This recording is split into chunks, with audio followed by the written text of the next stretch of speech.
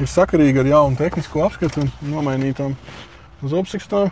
Zini, ko es teikšu? Šeit ir arī ļoti biezi un mīksti beņķi, līdzīgi kā Voyagerī. Kaut kas ir uz to pusi, jā. Forma arī līdzīga. Krāsa smuka zila. Familija versija.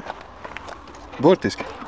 Viņš nāca ar trešo rindu arī, tu nezinu, vai viņam vienkārši... Idejas, ka viņš var būt, jā, 7-vietīgs. Šeit liekas iekšā kaut kas. Izskatās, ka pat tu vari nopirkt kaut kādā šrotā beņķus un kļūt par 7-vietīgu. Tas ir labs deals, jo rekur ir abdari tā kā paredzēts, ka tu šeit liekas roku visu. Iemet tos 2 beņķus un jā, tas ir 7-vietīgs. Tas ir labs, ka tu vari stāvēt mierīgi zem sava jumtiņa un tev nekas nelīst pilnā augumā. Jā. Kas ir forša. Lietas nelīst, copē vai dari kaut ko vēl. Durvis, pasies, kā atverās gandrīz 90 grādos, lai ērti brīvi iekārtu. Jā, rekur visi beņķi atmetās. Nu, jā, 7-vietīgs. Beigās sanāk. Gut, jumta reliņi. Var arī bagažnieku uzlikt jumta. Un ja no vecā auto vēl ir tumbačka palikusi, tad tumbačku arī var pievienot. Un būs muzončiks pa visu bagažnieku. Diskiņi arī smuki.